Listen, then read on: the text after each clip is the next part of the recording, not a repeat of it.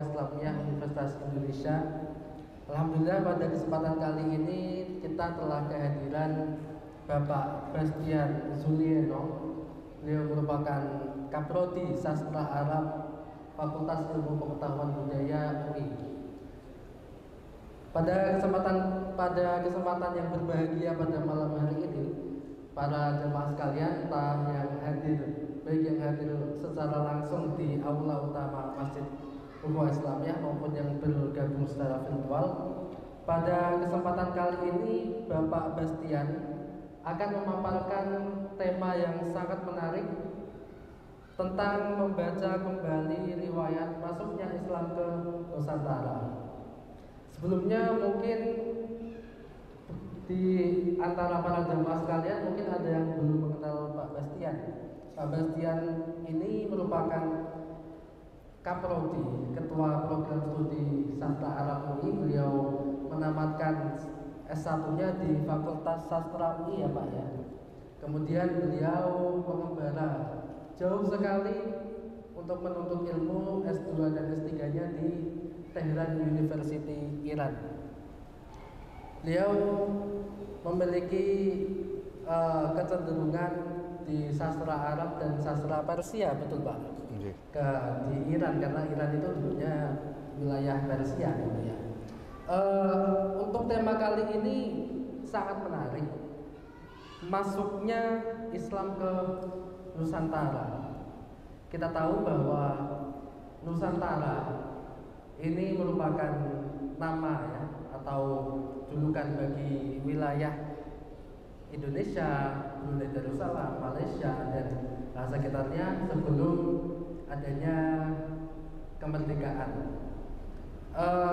Masuknya Islam di wilayah Nusantara ini, kalau kita menelisik di sejarah-sejarah sebagaimana yang dulu pernah kita pelajari di bangku sekolah dasar, sekolah menengah pertama dan sekolah menengah atas, atau mungkin yang belajar sejarah di perguruan tinggi, ini agak sedikit berbeda dengan masuknya Islam di negara-negara lain, seperti misal di Persia sendiri atau di Romawi misal, itu dilakukan dengan cara penaklukan.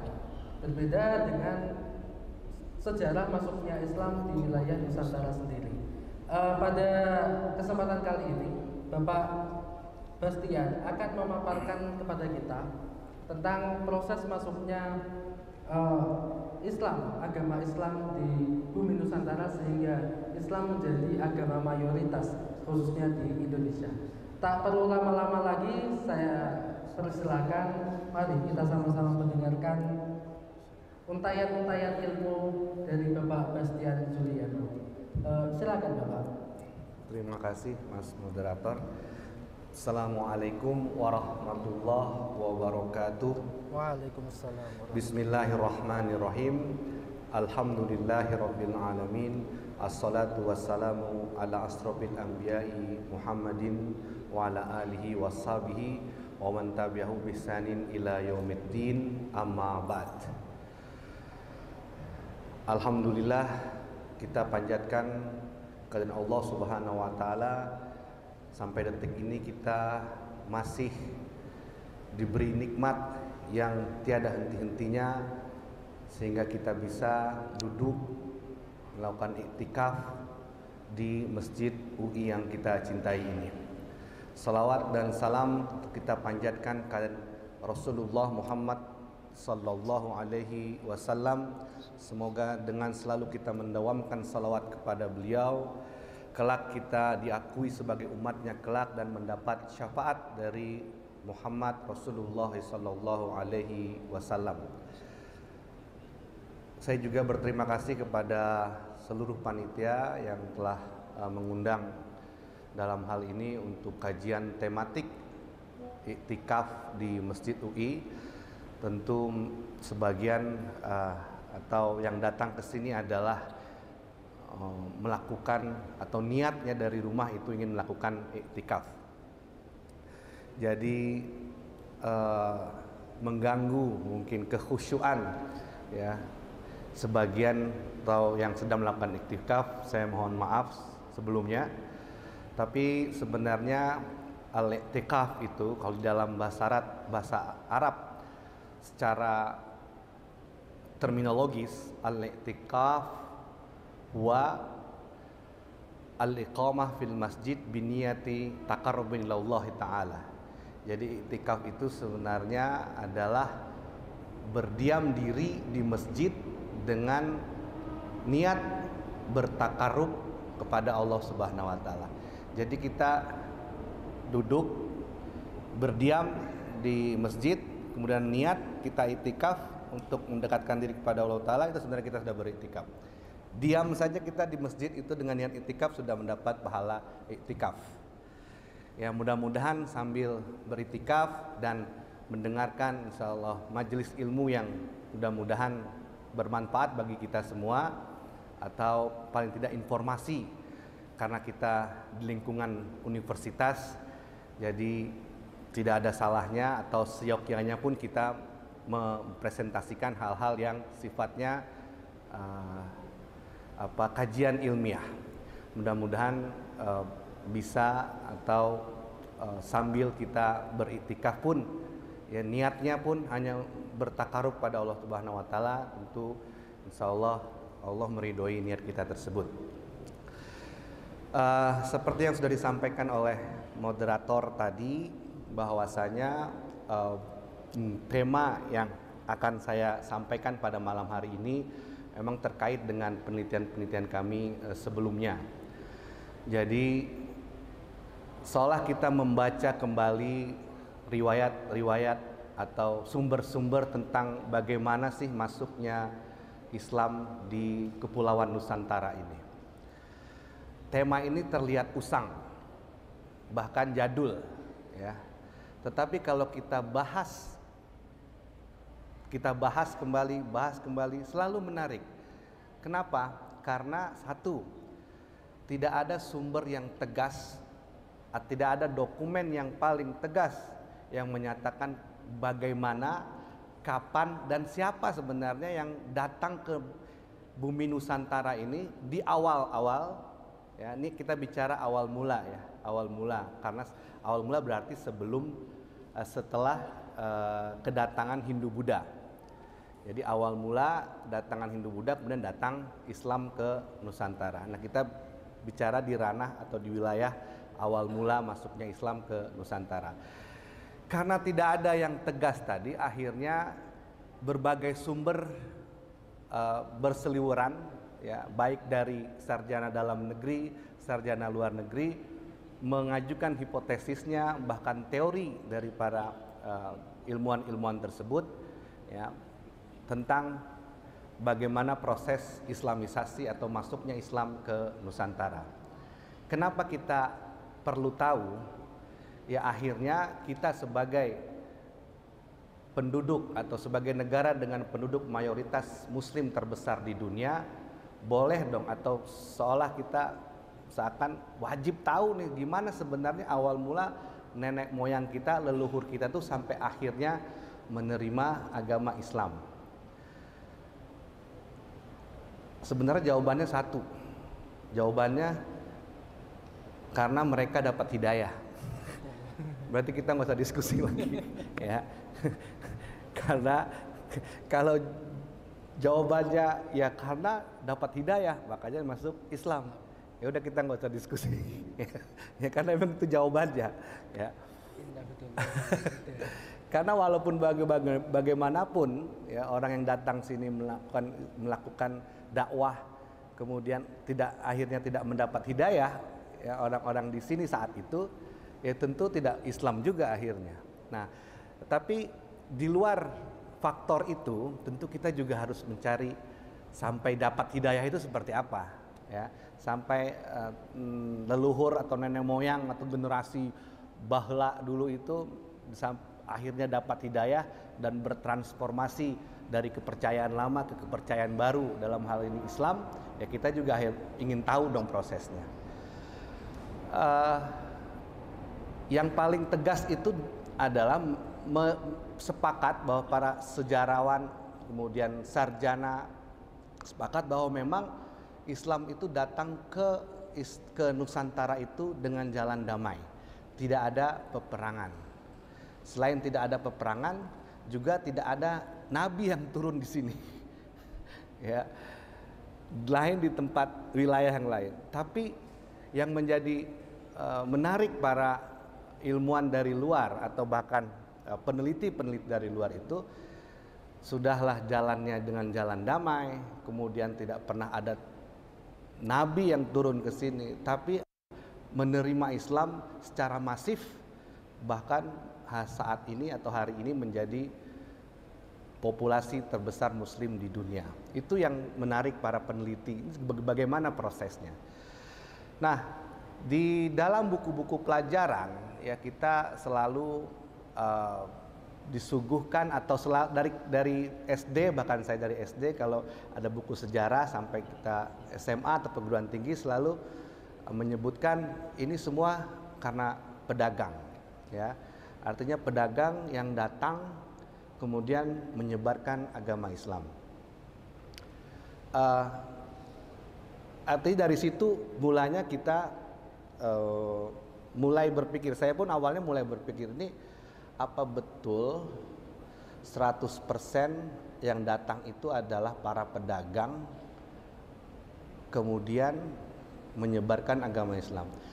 Sambil kita bayangkan, pedagang itu kan orang yang menjajakan barang, ya, artinya simbol dunia banget pedagang itu, karena yang dia kejar adalah keuntungan, ya. Terus bagaimana dalam satu waktu si pedagang ini juga menyebarkan hal-hal yang tidak kelihatan, yang bukan barang, yaitu yang berurusan dengan hati, yaitu adalah agama atau kepercayaan baru. Atau ilustrasi sederhananya, saat itu kan orang sudah beragama, ya. Artinya sudah ada agama yang lebih dulu datang di Nusantara ini, yaitu Hindu-Buddha. Nah, ilustrasi sederhananya hari ini misalnya, hari ini nih kita kan semua udah beragama, terus ada orang yang mendatang kemudian ingin mengenalkan sekaligus menyebarkan ajaran baru. Nah, kira-kira dulu begitu. Nah, terus kalau yang datang itu adalah pedagang, ya, apakah kira-kira penerimaan orang-orang saat itu welcome saja, ya? Artinya akan didengar, ya. Nah, karena tadi yang saya sebutkan kalau pedagang itu simbol dari dunia karena mengejar keuntungan, sementara agama adalah hal yang membawa kita untuk menuju akhirat, ya, artinya ada akhirat. Nah, ini kan dua hal yang sangat paradoks. Nah, si pedagang apakah dia punya kemampuan seperti itu? Kemampuan dua hal, di pagi siang hari dia menawarkan barang, malam hari dia menawarkan agama. Nah, pertanyaan di awal saya juga seperti itu, apakah semudah itu? Apakah sederhana itu? Artinya betul-betul pedagang. Sementara di dalam Hindu-Buddha, ya, pedagang itu kasta yang rendah, ya, sebelum terakhir. Dan agama atau otoritas orang atau kasta yang boleh berbicara tentang agama adalah kasta yang paling tinggi, yaitu Brahmanis. Kira-kira pedagang dengan kasta rendah itu kemudian berbicara agama, didengerin nggak? Ya, karena saat itu Hindu-Buddha agama itu adalah elitis, ya, kaum elit saja. Dan yang berhak berbicara itu adalah dari golongan Brahmanis. Nah, pedagang yang datang ke sini, ya, kemudian menjajakan barangnya, kemudian berbicara juga masalah agama atau menjajakan dalam tanda kutip hal-hal yang terkait dengan ajaran baru, yaitu Islam. Baik, sebelum kita terlalu jauh, ya, tentu sekarang kita melihat dulu bahwasanya di Indonesia atau kebudayaan Indonesia itu hari ini ada 3 pilar yang menyertainya, ya. atau kebudayaan atau yang kita lihat hari ini, baik itu tradisi dan lain-lain itu dalam pandangan umum dari 3 pilar. Pilar yang pertama adalah ketika orang-orang di Nusantara ini masih belum mengenal agama, belum masuk Hindu-Buddha di situ. Ya, ada dinamisme, animisme, ada ancient worshipper, ya, penyembah leluhur. Ini belum mengenal agama, tetapi sudah mengenal budaya, artinya sudah ada kepercayaan, seperti kepercayaan kepada leluhur itu kan berarti dia mengakui ada kekuatan yang tidak terlihat. Ya, misalnya kepercayaan terhadap leluhur itu dia menyembah leluhur karena biasanya leluhurnya pada saat hidup dia itu menjadi tokoh. Nah, ketika sudah mati pun masih diakui kekuatannya, makanya mereka menyembah leluhur. Ya, artinya zaman ketika atau saat itu belum mengenal agama. Nah, dalam budaya yang awal sekali itu, ya, sebelum masuk ajaran agama Hindu, Buddha, apalagi Islam, di Nusantara sebenarnya juga sudah mengenal cerita rakyat, dongeng, yang hari ini tuh akarnya dari situ. Dongeng, kemudian pantun, syair, mantra, peribahasa, ya. Artinya orang-orang di Nusantara sudah lama mengenal bagian dari karya sastra tadi. Walaupun belum mengenal tulisan, karena tradisi lisan masih kuat, karena penduduk di Nusantara ini baru mengenal tulisan baru di abad 5. Dengan ditemukannya prasasti yang ada di Kutai Negara itu dengan huruf Pallawa. Disitulah disebutkan bahwa awal mula penduduk di Nusantara itu mengenal tulisan di abad ke-5. Nah, setelah masa itu baru datang Hindu-Buddha, ya, Hinduisme.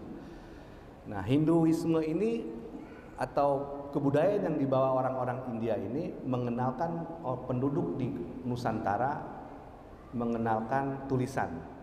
Walaupun demikian tradisi lisan yang sudah ada tidak hilang bahkan atau tidak punah, tetapi berjalan seiring tradisi lisan maupun tradisi tulisnya. Tulis dan lisannya itu baru.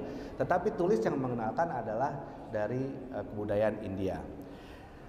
Lalu ketika Hinduisme itu Hindu dan Buddha itu datang ke Nusantara, ya, kemudian mengenalkan bentuk pemerintahan dan kerajaan-kerajaan itu, kemudian juga mengenalkan aksara atau mengenalkan tulisan, ya, kepada penduduk Nusantara. Tetapi Hindu dan Buddha ini tidak mampu menyebar sampai ke pelosok Nusantara. Hanya beberapa wilayah saja yang ada atau dikuasai atau mayoritas yang beragama Hindu-Buddha saat itu. Pertanyaannya kenapa? Karena Hindu-Buddha ketika menyebarkan agama itu melakukan pendekatan dengan pendekatan yang elit, pendekatan elitis. Pendekatan elitis itu ya hanya kaum Brahmani saja yang boleh ngomongin agama. Hanya kalangan empu saja yang boleh menerangkan kitab suci. Hanya kalangan tertentu saja, hanya kalangan satu kasta, dan itu yang kasta yang paling tinggi yang boleh atau yang bisa berbicara tentang agama. Jadi ketika dia menyebar, dan penyebaran inilah penyebaran dengan cara yang elitis, akhirnya tidak mampu dan tidak berhasil menyebar sampai ke seluruh Nusantara. Hanya beberapa saja. Walaupun beberapa, tapi pernah bahkan Sriwijaya itu menjadi kiblatnya atau hari ini misalnya Mekah pernah menjadi Mekahnya orang-orang Buddha, ya, pusat pendidikan Buddha di Sriwijaya itu. Tapi tidak sampai ke pelosok-pelosok, ya, tetap karena cara penyebarannya yang elit tadi. Nah, kemudian yang pertama tadi sebelum Hindu-Buddha itu etnisitas, kemudian Hindu-Buddha. Nah, yang terakhir, pilar yang terakhir adalah pilar atau Islam, ya, pilar yang dibawa oleh orang-orang Islam yang menyebarkan ajaran Islam di Nusantara. Ternyata apa yang dilakukan oleh para mubalik ketika datang ke Nusantara ini sama sekali tidak menggunakan pendekatan elitis, karena memang Islam tidak mengajarkan hal tersebut, ya. Egalitarian dalam Islam itu jelas, ya. Jadi orang yang datang ke sini dan orang yang datang sini atau kaum intelektual atau para mubalik di sini, ya, kita pisahkan dulu mubalik dengan pedagang nih, karena pedagang belum tentu dia mubalik, ya. Mubalik itu yang memang khusus datang untuk berdakwah, ya, dan itu dibekali ilmu dakwah. Kalau di universitas Islam, ya, atau institut agama Islam itu ada fakultas dakwah dan itu sampai S3, ya, buat belajar bagaimana pendekatan dalam berdakwah itu. Artinya perlu keahlian khusus dalam menyebarkan agama atau berdakwah ini. Nah, yang datang ke sini tuh para mubalik adalah orang-orang yang sudah dibekali itu. Nah, ketika dia datang dan melakukan pendekatannya dengan pendekatan yang populis, tidak lagi elitis, yang artinya ketika mengajarkan Al-Quran itu dibawa kemana-mana, mau di kalangan raja, kalangan awam, kalangan pedagang, kalangan nelayan, itu dibawa kemana-mana Quran itu, diajarkan, ya. Salah satu yang tampak bagaimana Islam itu datang dengan cara pendekatan yang populis, dan itu ternyata pendekatannya bukan pendekatan biasa. Pendekatannya walaupun populis tapi pendekatannya, metodenya itu dengan metode yang ilmiah, dengan pendekatan atau metodologi intelektual, dengan pendekatan intelektual. Apa buktinya? Ketika Islam masuk ke Nusantara, aksara itu, ya, aksara lokal yang ada di Nusantara itu diubah menjadi aksara Arab, atau yang kita kenal hari ini dengan aksara Jawi atau aksara Pegon. Aksara Jawi itu adalah aksaranya Arab, bahasanya Melayu. Kalau aksara Pegon aksaranya Arab, bahasanya Sunda dan Jawa. Itu salah satu bukti yang paling jelas bagaimana Islam datang dengan pendekatan intelektual. Dia ubah aksaranya itu, tetapi tidak mengubah bahasanya. Inilah yang disebut dengan pendekatan populis, ya. Nah, ketika para leluhur atau orang-orang dahulu itu sudah mengenal aksara Arab, tentu akhirnya mudah untuk belajar Al-Quran, karena sama, ya, sama yang di Al-Quran. Nah, itu cara atau strategi para mubalik itu ketika mengenalkan ajaran Islam. Dia ubah aksaranya menjadi aksara Arab, tetapi tidak mengubah bahasanya.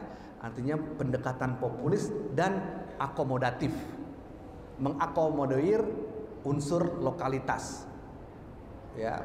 Dan itu berhasil, ya, sangat berhasil, ya, dengan pendekatan itu. Buktinya berapa banyak atau berapa ratus ribu naskah yang kita bisa jumpai sampai hari ini, itu adalah peninggalan kaum intelektual kita, ulama-ulama kita yang menulisnya dengan huruf aksara Jawi, aksara Pegon, bahkan bahasa Arab, ya.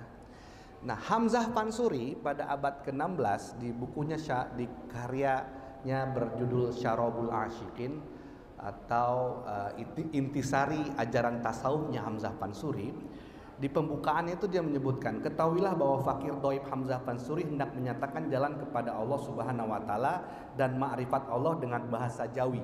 Bahasa Jawi ini bahasa Melayu. Dan kitab ini insya Allah supaya segala hamba Allah yang tiada tahu akan bahasa Arab dan Persi, supaya dapat membicarakan dia. Adapun kitab ini dinamai Syarabul Asyikin, minuman segala orang yang berahi. Hamzah Pansuri memulai dalam redaksi ini kita bisa menyimpulkan bahwasanya Hamzah Pansuri adalah orang yang pertama mengenalkan atau menulis karya itu dalam bahasa Jawi dan aksara bahasa Melayu, ya, karena disebutkan biar orang yang tidak mengerti Arab dan Parsi dapat memahami kitab ini. Artinya sebelumnya itu bahasa yang biasa digunakan dalam kaum intelektual di Nusantara adalah bahasa Arab dan Persia. Kemudian Hamzah Pansuri memulai menulis kitab dengan bahasa Jawi atau bahasa Melayu supaya bisa tersebar ajarannya ini. Nah, Islam juga, apa yang dilakukan Islam, apa yang dilakukan Hamzah Pansuri juga itulah yang sebelumnya dilakukan oleh Islam ketika mengenalkan ajaran yang baru ini di bumi Nusantara melalui pendekatan yang intelektual dan itu sangat populis. Akhirnya orang-orang di Nusantara lebih mudah ketika mempelajari Al-Quran, menerima. Artinya tidak semudah yang kita bayangkan ketika orang-orang dulu itu memutuskan untuk berpindah atau bertransformasi dari ajaran lamanya ke ajaran baru yaitu Islam. Nah, kalau saya singgung tadi masalah pedagang, itu seolah menjadi simplifikasi atau penyederhanaan kasus, ya. Kok sederhana itu? Karena sampai hari ini saja kita melihat orang yang berpindah agama itu tidak mudah, ya. Tidak mudah, ada pergolakan batin di dalam dirinya, ada sisi intelektual yang dia harus pelajari, berpikir estetis, kemudian ya sederhananya orang pindah kontrakan aja susah, apalagi pindah agama. Nah, saat itu ternyata tidak mudah, memang sampai hari ini pun kita tidak mudah untuk orang berpindah agama.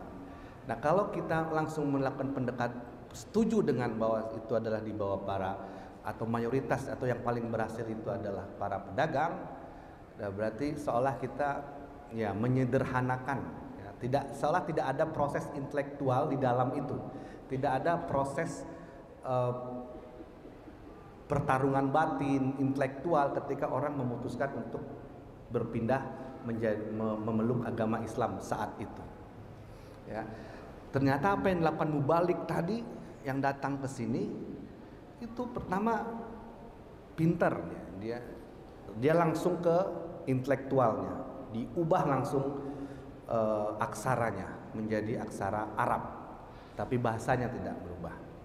Dan ini sangat berhasil karena dari situ orang akan berpikir. Ketika membaca dia berpikir, belajar berpikir, karena membaca itulah kemudian dia berpikir, akhirnya akan ada hal-hal baru, ya, kemudian dibandingkan dengan sebelumnya sampai akhirnya mendapat hidayah. Ya, jadi bukan hidayahnya langsung kita karena hidayah, tapi proses untuk dapat hidayahnya itu yang ternyata ada proses yang tidak sederhana. Nah, Islam dengan strateginya mengenalkan aksara Arab tapi bahasa Melayu, karena memilih bahasa Melayu kenapa? Karena saat itu bahasa Melayu sudah menjadi bahasa lingua franca, sudah menjadi bahasa pergaulan sehari-hari orang-orang di Nusantara, ya. Jadi dan ditambah lagi bahasa Melayu itu juga mirip-mirip, artinya mirip-mirip bahasa yang juga mengakomodir, ya, unsur-unsur luar. Ya, Islam yang akomodatif, kemudian bahasa Melayu juga akomodatif, yang kemudian Islam yang tidak inklusif, bahasa Melayu juga tidak inklusif, ya. Tambah lagi di bahasa Melayu kan tidak ada strata-strata, ya, seperti bahasa-bahasa etnis lainnya. Nah, inilah yang bermudah. Jadi media yang digunakan saat itu oleh para pendakwah itu dengan melalui bahasa Melayu, bahasanya tetap karena ini bahasa yang sudah menyebar di seluruh Nusantara, tapi dengan menggunakan aksaranya aksara Arab. Ini yang membuat orang berpikir. Ini akhirnya orang membaca, akhirnya setelah dia mengetahui untuk berpikir secara ilmiah, ya, dengan tulisan. Ya, karena ini kan ilmu. Nah, baik. Sekarang selain tulisan, kita sekarang coba, ini masih awal mula, ya, masih awal mula masuknya Islam di Nusantara. Yang menjadi standar banyak ilmuwan atau sejarawan adalah bagaimana awal mula masuk Islam Nusantara itu. Yang pertama, sumber utamanya adalah naskah, ya. Kadang kalau kita bicara naskah, yang di naskah itu yang ditulis oleh naskah Misalnya wilayahnya di sini-sini, tapi belum tentu hari ini kita bisa ditemukan wilayah tersebut ya. Itu naskah.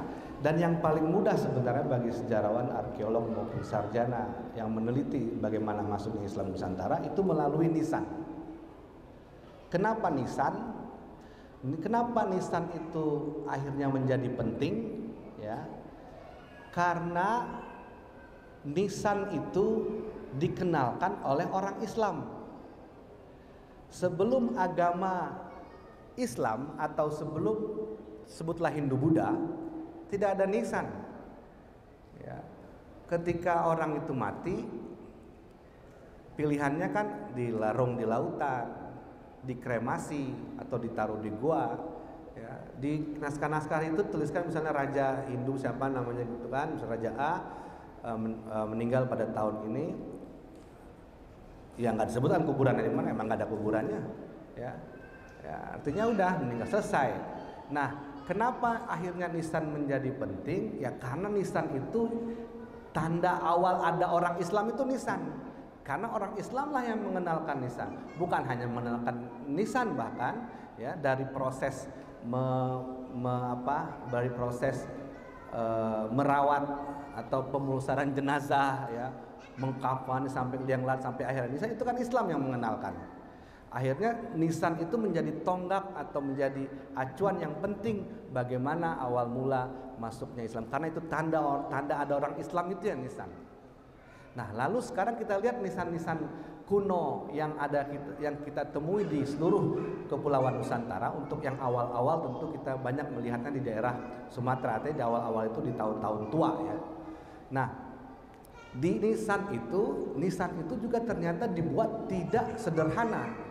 Ya, kalau kita melihat nisan-nisan kuno, ya kan banyaknya di sekitar kita ya, misalnya daerah Aceh, Barus, Demak, kemudian Banjarmasin, Makassar.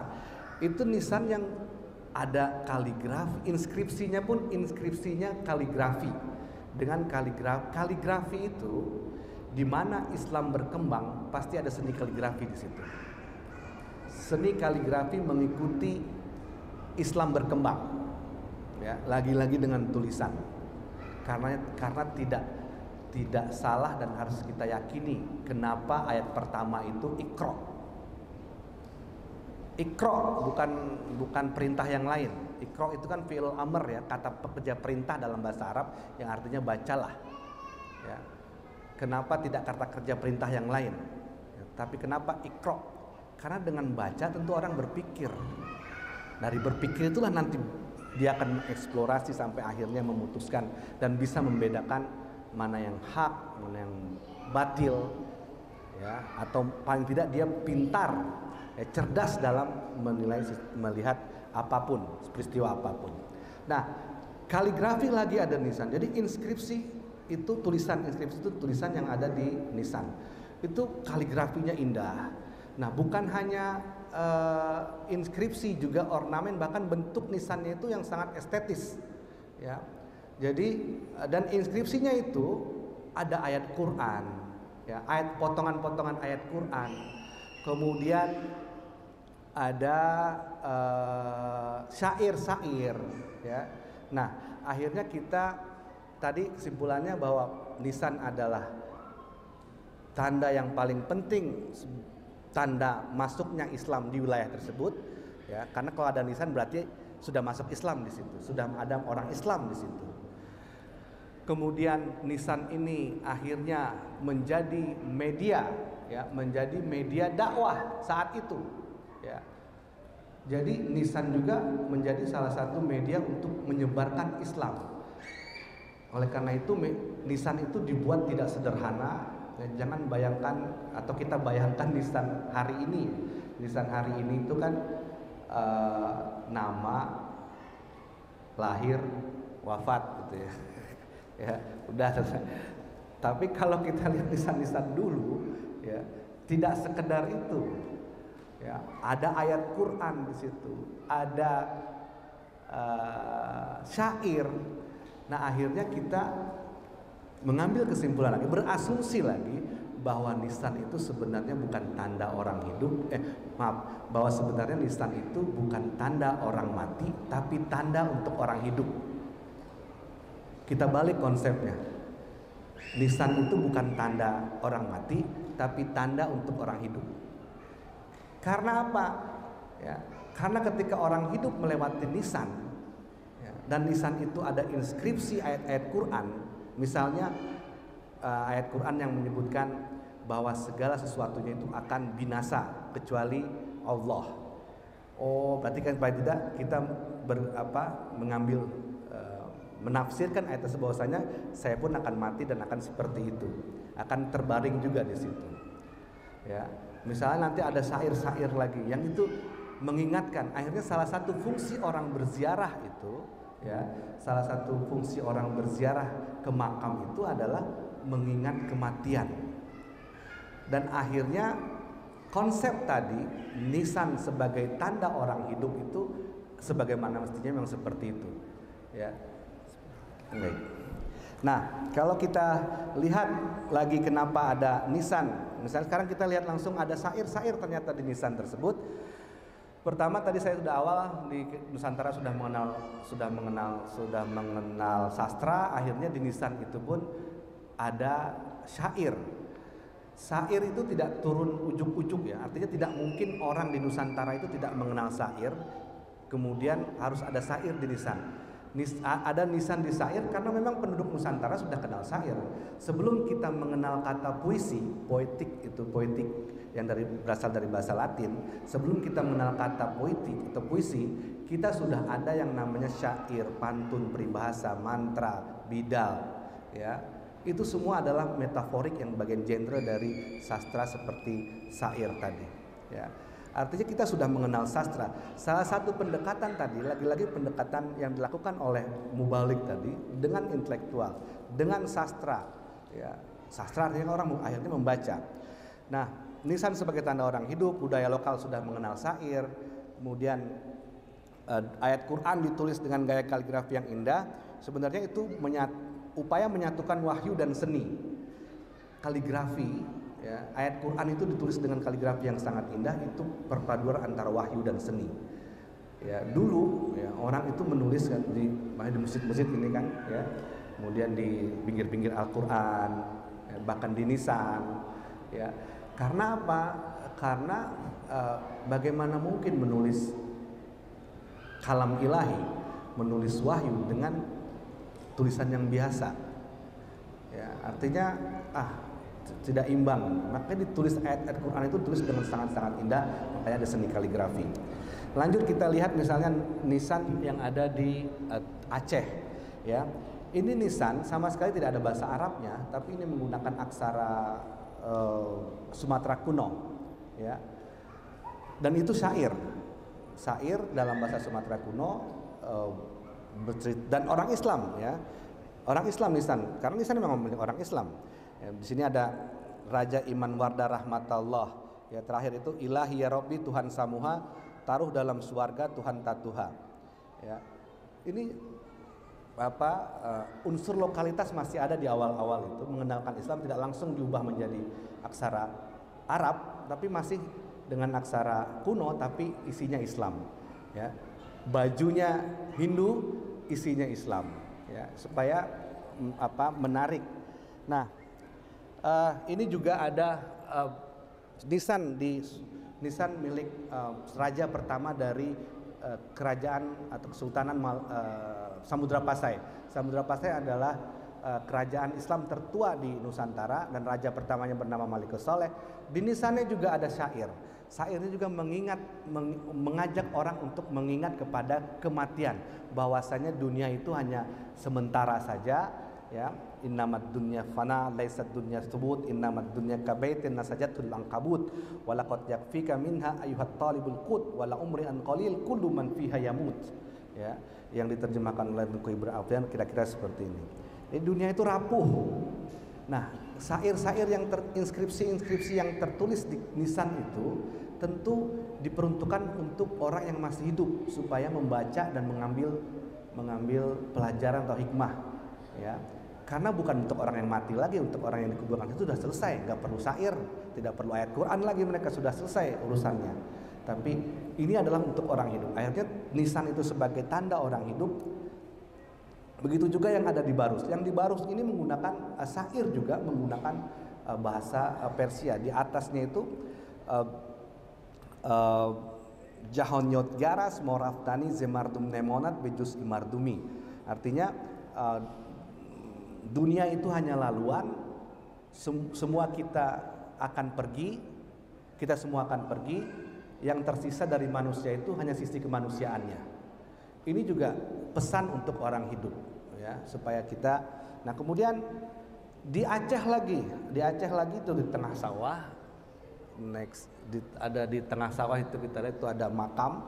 Ini kita tahun 2018-19 menelusuri makam-makam kuno yang ada di Barus dan Aceh, itu juga ada syair, ya.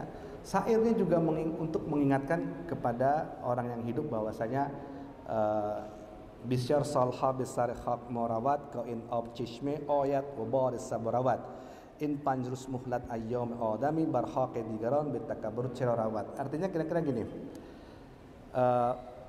terus artinya syair yang ada di terus. Nah ini artinya bertahun-tahun tanah kami dilewati, mata air datang mengalir, angin pagi pun singgah lalu pergi. 5 hari saja kita hidup di dunia sandiwara ini. Lalu kenapa orang-orang nampak sombong ketika melewati makam? Ya seolah melewati makam, gue masih hidup nih.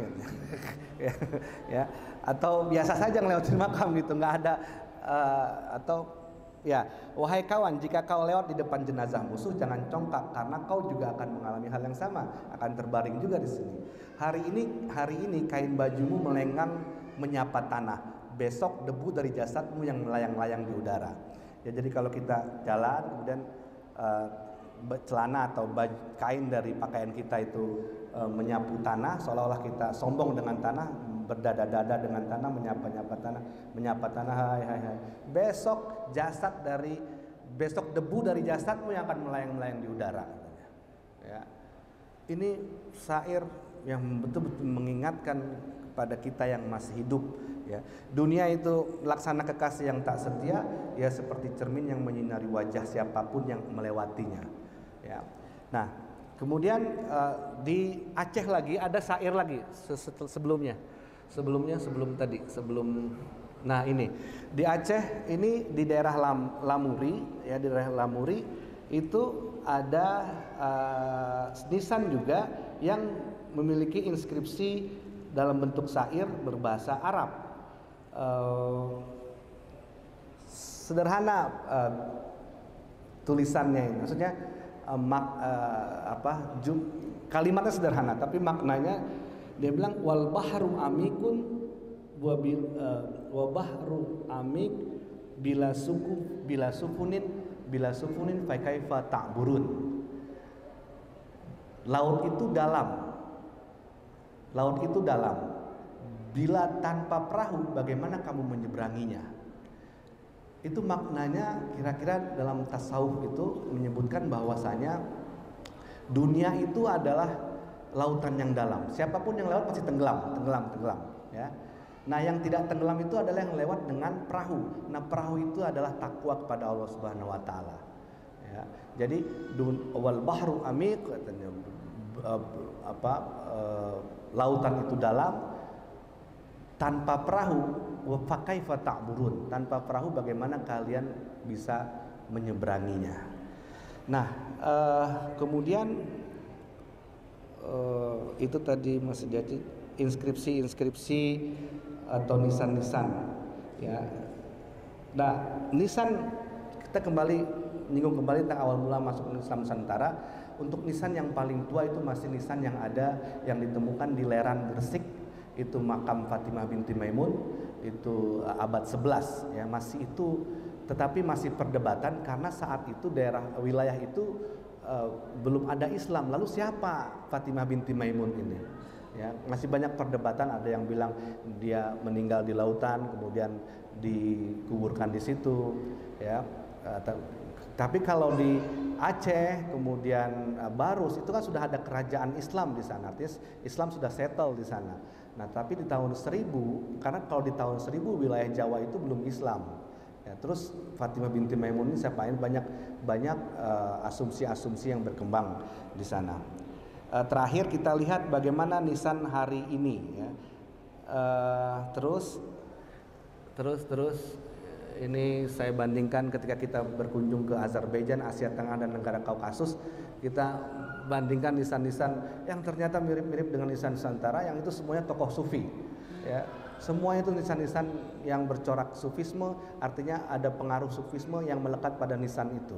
Ya, tadi dari syair-syairnya saja sudah kita ketahui itu kental sekali unsur sufistiknya. Kemudian ini yang sebelah kanan itu ada di Khorasan, Neshabur, kemudian Uzbekistan ini makam dari pendiri tarekat Naqsyabandi, Abdul Wahab Naqsyabandi. Kemudian di Azerbaijan itu makam seorang sufi. Ini yang di Barus. Ini hampir ini dengan bentuk segitiga atau mihrab. Ini kita sebut dalam arkeologi nisan tipe mihrab, ya, dengan bentuk segitiga seperti itu. Karena macam-macam nanti nisan itu ada yang bentuk kotak, ada yang bentuk sarkofagus, ada yang bentuk bunga, ada yang bentuk pipih. Nah, ini yang memang nisan-nisan sufi ini seperti ini. Nah, yang terus nah, ini nisan Fatimah binti Maimun. Tadi yang dua tadi, ini nisan Fatimah binti Maimun abad 11, 1000 sekian. Nah, dengan kaligrafi yang sangat indah. Ini kaligrafi kita sebut kaligrafi dengan jenis kufi, ya, kufi. Dan itu belum ada titiknya.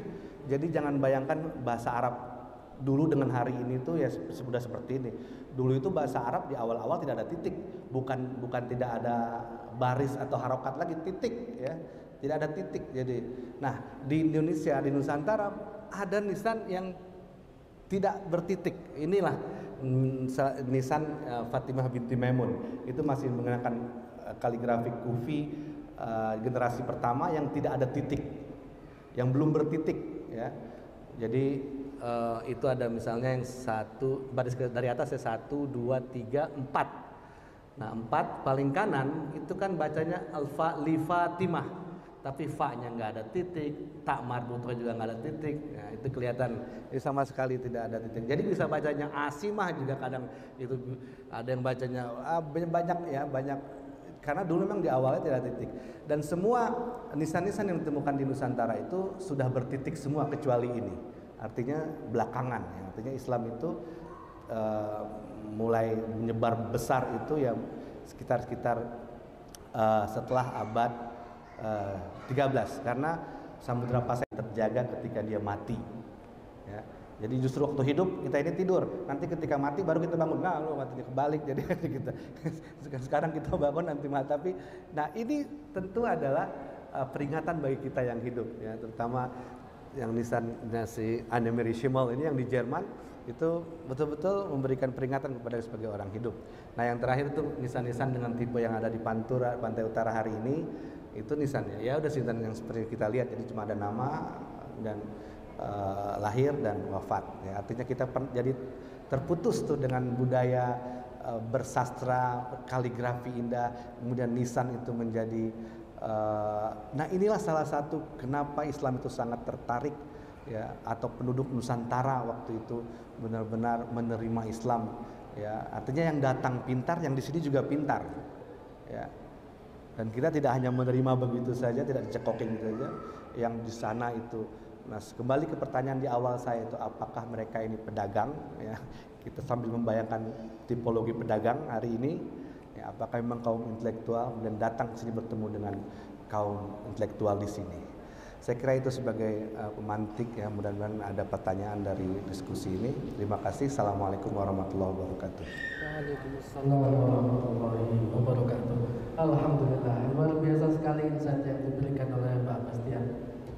Tadi sudah sempat disinggung tentang bagaimana agama Hindu dan Buddha masuk ke Nusantara tapi akhirnya tidak sampai menyentuh ke pelosok-pelosok negeri, dan bagaimana Islam datang dengan dengan ajaran yang bersifat populis, dengan pendekatan intelektual, sehingga dalam berproses berpindah keyakinan, kalau dalam kita belajar ilmu akidah itu harus ada nazar, berpikir, berangan-angan, sehingga meyakini bahwa Islam itu adalah yang benar, itu melalui pendekatan intelektual. Sehingga dan telah dipaparkan tadi peninggalan mungkin kesusastraan Islam pada awal-awal masuknya di bumi Nusantara ini. Baik, saya akan memberikan kesempatan kepada para jemaah yang mungkin ada memiliki pertanyaan untuk didiskusikan kepada Bapak Bastian Suryono. Saya persilakan kepada para jemaah, baik putra maupun putri, silakan. Masnya, oke. Mohon di mic-nya.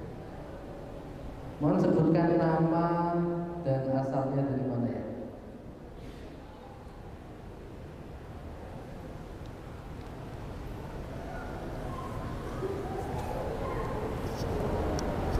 Satu jam. Assalamualaikum warahmatullahi wabarakatuh.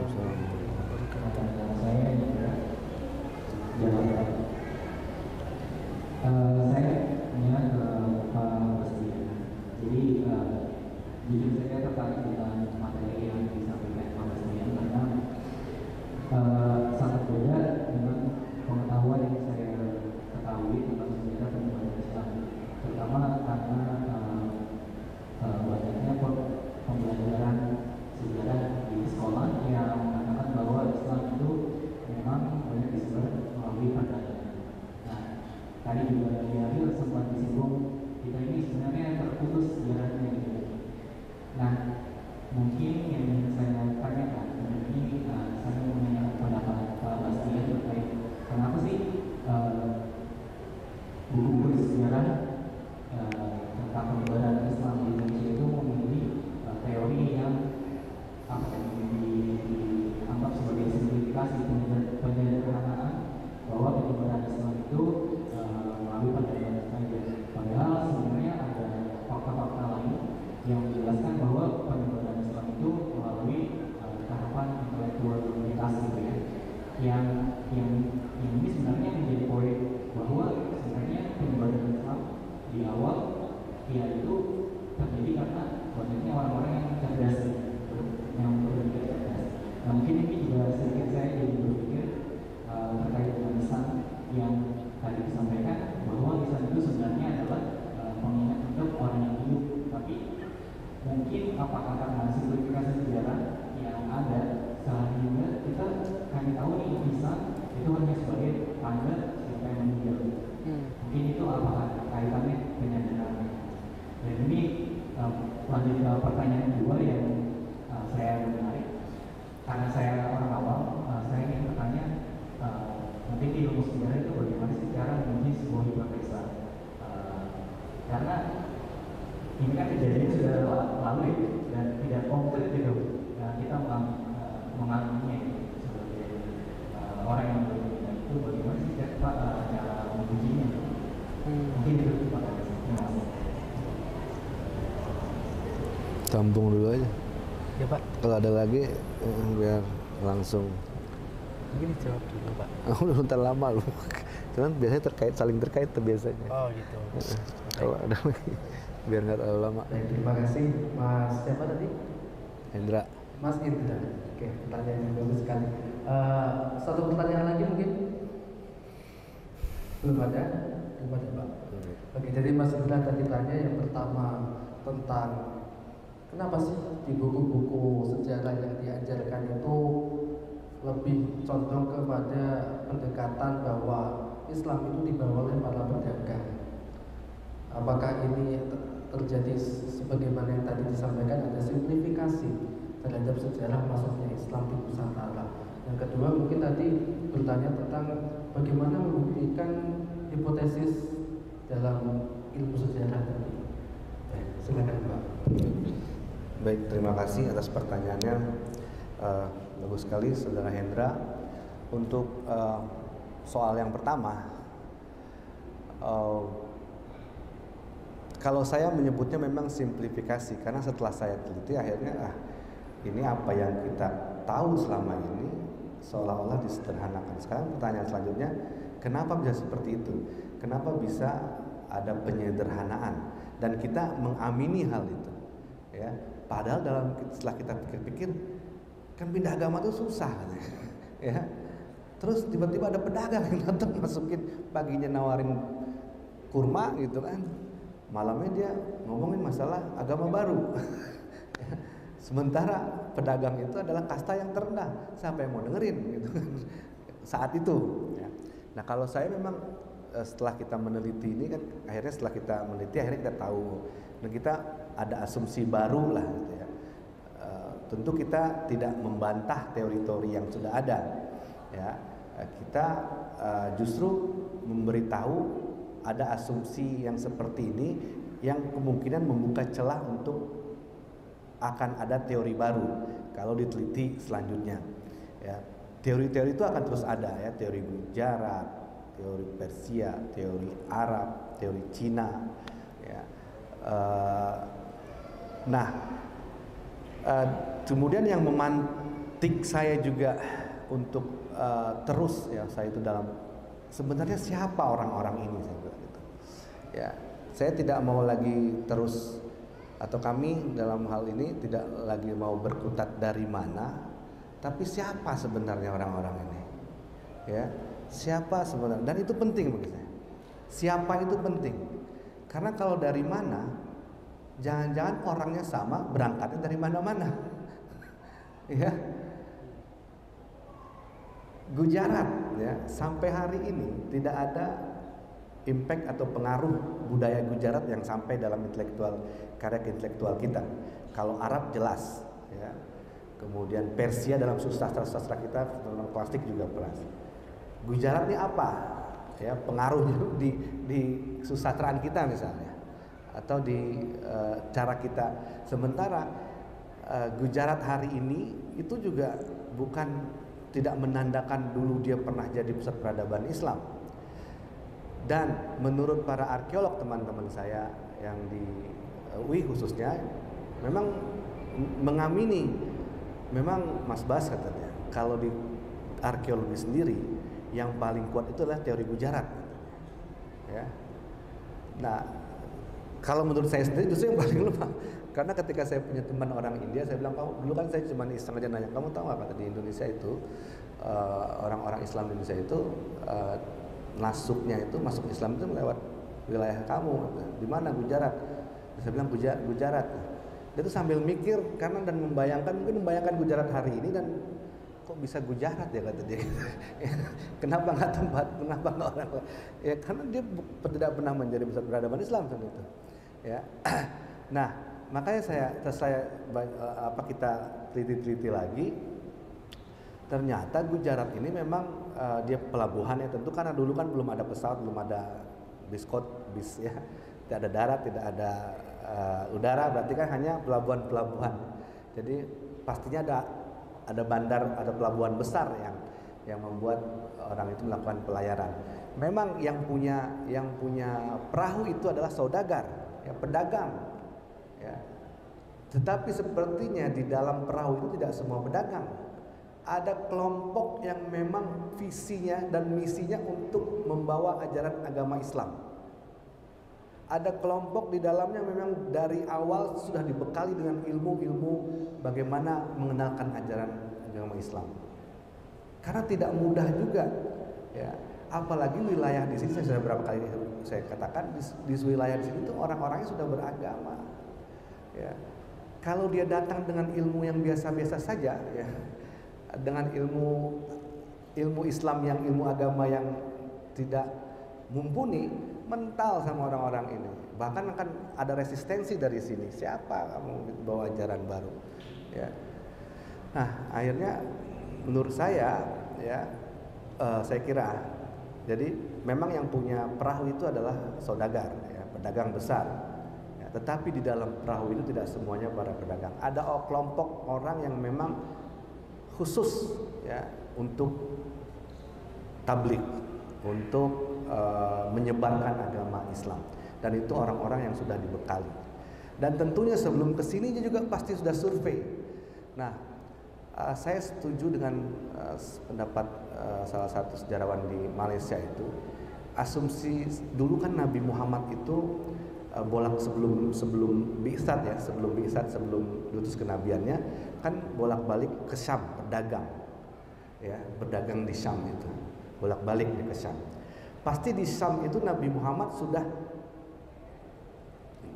sudah pernah mendengar, paling tidak mendengar kata Nusantara atau kata apalah yang merujuk kepada wilayah Nusantara. Karena banyak komunitas-komunitas yang memang diincar di sini dan bertemu di Syam itu para pedagang. Saya pernah membaca buku ya, naskahnya dalam bahasa Persia, ditulis di tahun 913 Masehi, tentang pelayaran orang-orang Timur Tengah ke Kepulauan Hindia ya. Pelayaran yang dilakukan tahun 800-an. Tahun 800-an melakukan pelayaran ke wilayah sini. Disebutkan katanya wilayah Fansur itu mungkin baru hari ini ya. Disebutkan di kitab tersebut ada 800 money changer adalah di wilayah Fansur itu, dengan bandar besarnya itu, bandar termasuk pelabuhan besar. Di situ dia menghitung ada 800 money changer di tahun 800 ya. Jadi Nusantara ini bukan wilayah yang ecek-ecek, bukan wilayah yang antah berantah. Artinya kemungkinan, ya ini masih asumsi sederhananya, logika sederhananya, asumsi sederhananya, Nabi Muhammad ketika itu mungkin sudah menyusun strategi untuk menyebarkan agama Islam ke wilayah ini, karena sudah mendengar dari para pedagang-pedagang itu tentang bagaimana ke wilayah Nusantara, karena ada komunitas yang memang di. Nah, terus pertanyaan selanjutnya tadi, lalu bagaimana para sejarawan ini menguji tentang hipotesis itu? Bagi sejarawan, selama itu ada sumber baru dan kita dibicarakan lagi ya tidak apa-apa ya. Kita mau menguji ulang teori kan, karena dalam penelitian itu yang tidak boleh, yang salah boleh, yang nggak boleh itu bohong ya. Jadi kalaupun salah ya, kemudian ada teori baru ya nggak apa, sambil menguji teori yang sebelumnya ya. Jadi sah-sah saja. Nah sekarang pun yang kita ketahui teori-teori itu, kemudian kalau ada teori baru ya, dan itu adalah penemuan baru ya sah-sah, terus akan terus begitu. Kalau dalam ilmu humaniora akan seperti itu semua, berbicara kita pun berdasarkan teori sampai temu nanti dengan teori mana lagi gitu. Lain dengan sains kan, kalau di sains itu semua orang bisa berteori ya, tapi kalau di humaniora ya, termasuk sejarah ya, kita berbicara pun berdasarkan teori apa. Jadi justru kita bisa menguji teori ya, apakah betul teori yang selama ini ya, salah satunya seperti itu. Jadi kenapa kita ikut mengamini hal tersebut ya, karena memang tidak ada penelitian yang dilakukan, khususnya dilakukan oleh orang-orang dalam negeri sendiri ya, karena orang-orang sejarawan barat terutama ya, itu kan rata-rata zaman kolonial tuh, teori-teori yang kita gunakan dari sejarawan barat itu zaman-zaman kolonial gitu. Tentu ada kepentingan juga di situ.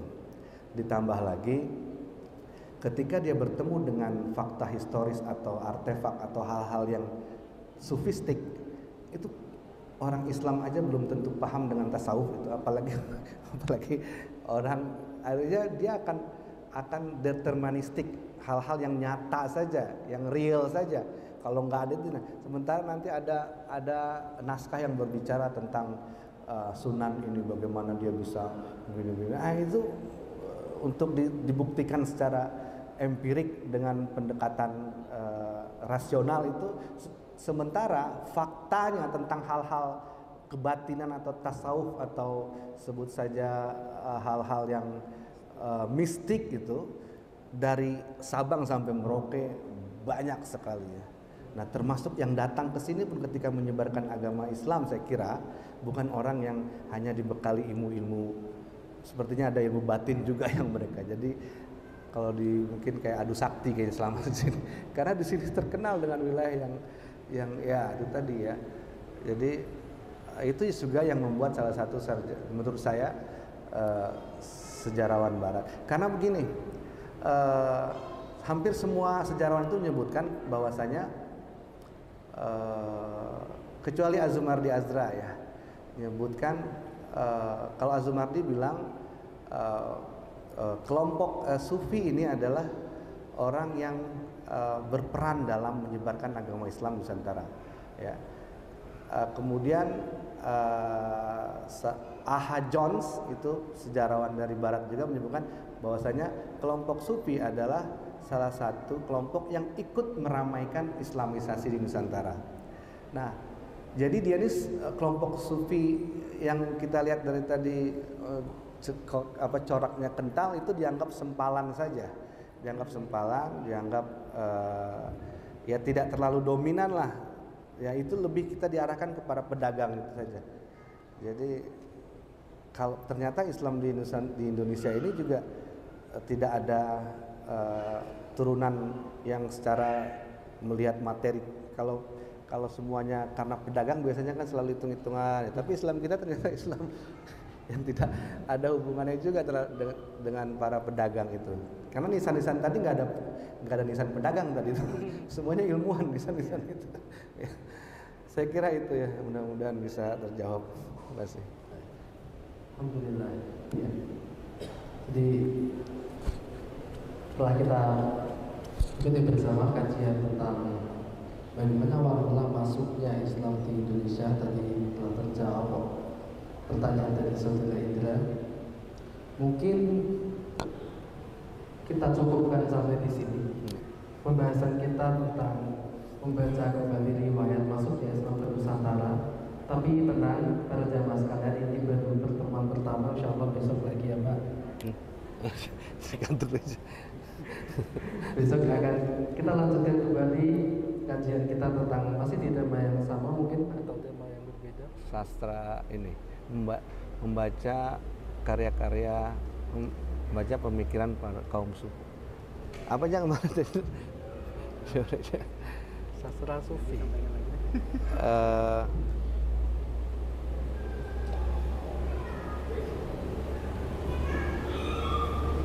Memahami pemikiran kaum sufi melalui karya sastra. Oh, tentang bagaimana kita memahami pemikiran kaum sufi dengan karya sastra. Menarik sekali. Kebetulan saya sudah mempersiapkan pertanyaan yang untuk ditanyakan, tapi karena kemalaman nggak jadi. Ya. Kebetulan besok temanya pas sekali dengan apa yang ingin saya tanyakan. Terima kasih Bapak Ibu mu'takifat yang berbahagia, yang telah mendengarkan dan menyimak kajian pada malam hari ini dengan penuh hikmat. Saya sebagai moderator meminta maaf sebesar-besarnya atas kesalahan-kesalahan yang saya lakukan. Terima kasih, sampai jumpa esok malam dan malam-malam berikutnya sampai 10 hari terakhir di bulan Ramadan ini. Sekian dari saya akhiri. Wallahu muwaffiq ila aqwamit thoriq. Wassalamualaikum warahmatullahi wabarakatuh. Waalaikumsalam.